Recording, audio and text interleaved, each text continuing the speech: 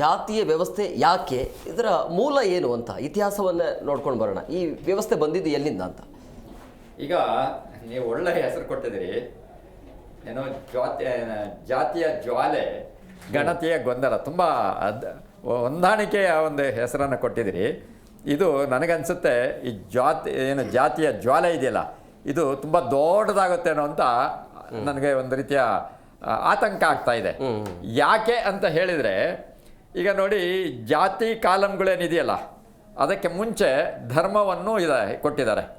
ಧರ್ಮದ ಕಾಲಮ್ಗಳಿದೆ, ಅದರಲ್ಲಿ ಜಾತಿ ಕಾಲಮ್ಗಳಿದೆ, ಅದ್ರ ಒಳಕ್ಕೆ ಹೋದರೆ ಮತ್ತೆ ಉಪಜಾತಿಗಳಿದೆ. ಈಗ ನಾನು ಬೇಕೋ ಬೇಡೋ ಗೊತ್ತಿಲ್ಲ, ನನ್ನ ಹೆಸರಿನಲ್ಲಿ ಒಂದು ಗೌಡ ಅಂತ ಇದ್ಬಿಟ್ಟಿದೆ. ಆ ಗೌಡ ಇರೋದ್ರಿಂದ ನನ್ನಿಂದನೇ ನಾನು ತಗೊಂಡು ಹೇಳಬೇಕು ಅನ್ನೋದಾದರೆ ಮೊದಲು ಹಿಂದೂ ಅಂತ ಹೇಳ್ತಾರೆ. ಅದು ಧರ್ಮದ ವಿಚಾರ ತಗೊಂಡಾಗ ಯಾವುದನ್ನು ಧರ್ಮ ಅಂತ ಕರಿಬೇಕು?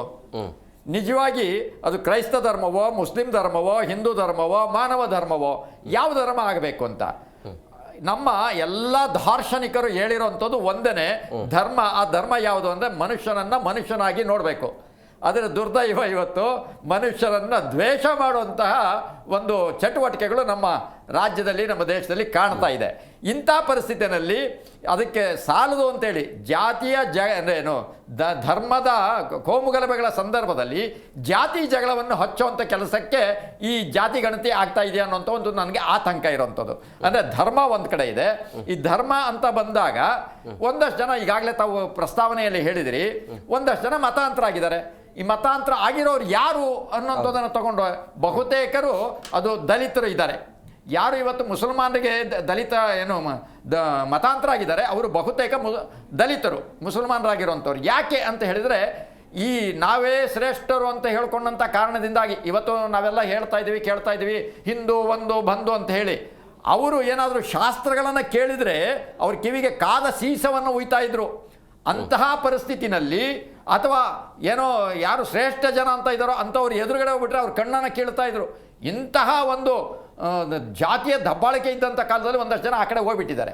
ಆದರೆ ಅವರು ಬೇಕೋ ಬೇಡೋ ಗೊತ್ತಿಲ್ಲ, ಅವರು ಈ ದೇಶದಲ್ಲಿ ಹುಟ್ಟಿರುವಂಥದ್ದು ಭಾರತೀಯ ಗುಣಗಳು ಇರುವುದರಿಂದ ಅವರು ಇನ್ನೂ ಈ ದೇಶದ ಒಂದಷ್ಟು ಪದ್ಧತಿಗಳನ್ನು ಅಳವಡಿಸ್ಕೊಂಡ್ಬಂದಿದ್ದಾರೆ. ಇದು ಉತ್ತರ ಕರ್ನಾಟಕಕ್ಕೆ ಹೋದರೆ ನಾವು ನೋಡಬಹುದು, ಮುಸಲ್ಮಾನರು ಕ್ರಿಶ್ಚಿಯನ್ರು ಒಂದೇ ಗುಡಿಯಲ್ಲಿ ಪೂಜೆ ಮಾಡುವಂಥದ್ದಿದೆ, ಒಂದೇ ರೀತಿಯ ಧಾರ್ಮಿಕ ಆಚರಣೆಗಳನ್ನು ಆಚರಣೆ ಮಾಡುವಂಥದ್ದಿದೆ.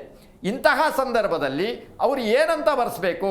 ಉತ್ತರ ಕರ್ನಾಟಕದಲ್ಲಿ ಕೆಲವು ದಲಿತ ಕಾಲೋನಿಗಳಿಗೆ ಹೋದರೆ ಅಲ್ಲಿ ದಲಿತ ಕಾಲೋನಿ ಸಿಕ್ಕೋದಿಲ್ಲ, ಕ್ರಿಶ್ಚಿಯನ್ ಕಾಲೋನಿ ಸಿಗುತ್ತೆ. ಆದರೆ ಅವರೆಲ್ಲರ ಮನೆಗಳಲ್ಲಿ ಹಿಂದೂ ಪದ್ಧತಿನೂ ಇದೆ, ಕ್ರಿಶ್ಚಿಯನ್ನರ ಪದ್ಧತಿಯೂ ಇದೆ.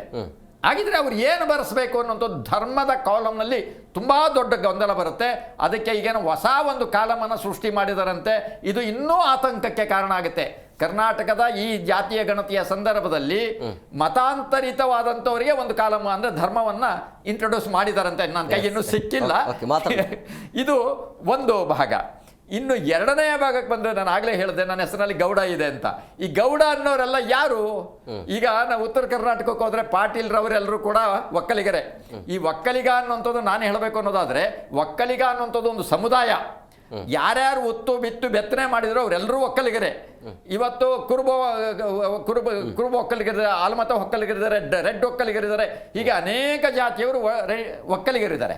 ಹಾಗಿದ್ರೆ ಅವರೆಲ್ಲರಿಗೆ ನೀವು ಈ ಒಕ್ಕಲಿಗ ಅಂತ ಹೇಳಿಕೊಡ್ಬೇಕಾದಂತಹ ಪರಿಸ್ಥಿತಿ ಬಂದು ಪರಸ್ಪರ ಒಕ್ಕಲಿಗರಲ್ಲೇ ಹೊಡೆದಾಡುವಂತಹ, ರೆಡ್ಡಿಗರಲ್ಲೇ ಹೊಡೆದಾಡುವಂತಹ, ಲಿಂಗಾಯತರಲ್ಲೇ ಹೊಡೆದಾಡುವಂತಹ, ನಾವು ಶ್ರೇಷ್ಠ ಅಂತ ಪರಿಸ್ಥಿತಿ ಎಲ್ಲಿ ಬರುತ್ತೋ ಅನ್ನೋಂಥ ಒಂದು ಆತಂಕ ದಿನದಿಂದ ದಿನಕ್ಕೆ ಜಾಸ್ತಿ ಆಗ್ತಾ ಇದೆ. ಈ ಒಂದು ಇದನ್ನು ಮಾಡಲಿಕ್ಕೆ ಕೊಟ್ಟಿರುವಂತಹ ಒಂದೇನು ಬುಕ್ಲೆಟ್ ಇದೆಯಲ್ಲ, ಇದು ನನಗೆ ಯಾವುದೋ ಒಂದು ಸಾಮಾಜಿಕ ಜಾಲತಾಣದಲ್ಲಿ ಒಂದು ಬಂದಿತ್ತು. ಸುಮಾರು ಒಂದು ದೊಡ್ಡ ಪುಸ್ತಕವೇ ಇದೆ.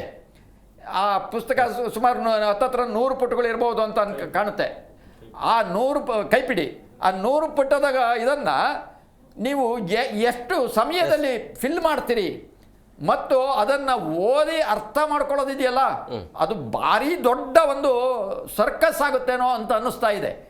ಇದನ್ನ ಗಮನಿಸಿದಾಗ ಎಲ್ಲ ಒಂದು ಕಡೆ ಈ ಜಾತಿಯ ಗಣತಿಯಿಂದಾಗಿ ಮುಂದಿನ ದಿನಗಳಲ್ಲಿ ಜಾತಿಯ ವೈಷಮ್ಯಗಳು ಜಾಸ್ತಿ ಆಗಬಹುದಾ ಅನ್ನುವಂಥ ಒಂದು ಆತಂಕ ಇದೆ. ಆದರೆ ಇದರ ಹಿಂದೆ ಒಂದು ಚಿಂತನೆ ಇದೆ. ಅದೇನು ಅಂತಂದರೆ ಶೈಕ್ಷಣಿಕ ಮತ್ತು ಔದ್ಯೋಗಿಕ ಹಿನ್ನೆಲೆಯಿಂದ ನಾವು ಮಾಡ್ತೀವಿ ಅಂತ ಹೇಳ್ತಾ ಇದ್ದಾರೆ. ನಿಜಕ್ಕೂ ಜಾತಿಗಣತಿ ಆಗಬೇಕು, ಆದರೆ ಅದರ ದುರ್ಬಳಕೆ ಆಗಿ ಅದು ದಿಕ್ಕು ತಪ್ಪಿದರೆ ದೇಶದ ಅವನತಿಗೆ ಕಾರಣ ಆಗುತ್ತೆ ಅನ್ನುವಂಥದ್ದು ನನ್ನ ಆತಂಕ.